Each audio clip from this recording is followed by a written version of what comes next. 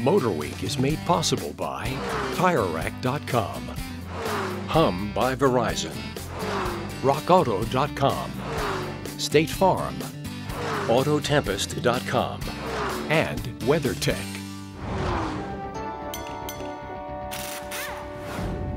For decades, headlights on cars and trucks have been like these, incandescent lights. Well, as time has gone on, they have moved from incandescent to HID, and now we're seeing most cars with LEDs. All right, now, what is the difference here? Well, the difference primarily is going to be that the color of these new lights is brighter and the durability may be better.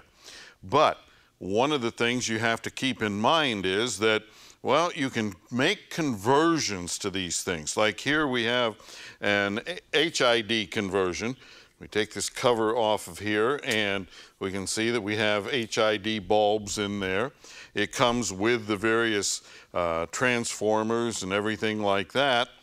But you have to make sure if you're going to do one of these conversions that you get quality parts, because some of these parts are expensive if they're going to last and be reliable. Over here we have an LED conversion, and we look in the bottom of this one, and believe it or not, we have a teeny little fan in there that keeps the bulb cool. So some of them will have heat sinks, some will have fans, and so on. You have to research these things, make sure that they have the proper cooling and that they have the proper attachments for your car.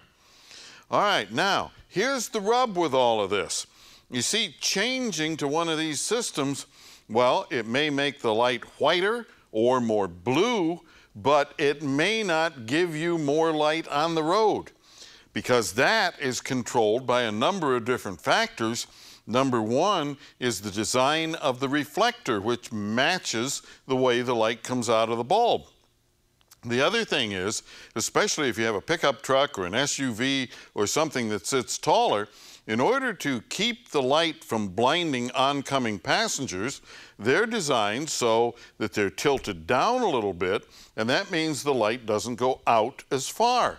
So just changing the bulbs, you're still going to have the same adjustment, the same characteristics. You're just going to have a more whitish or bluish colored light. So do your research before you spend money on an upgrade kit, because you may not be happy with the results. And if you have a question or comment, drop me a line right here at MotorWeek.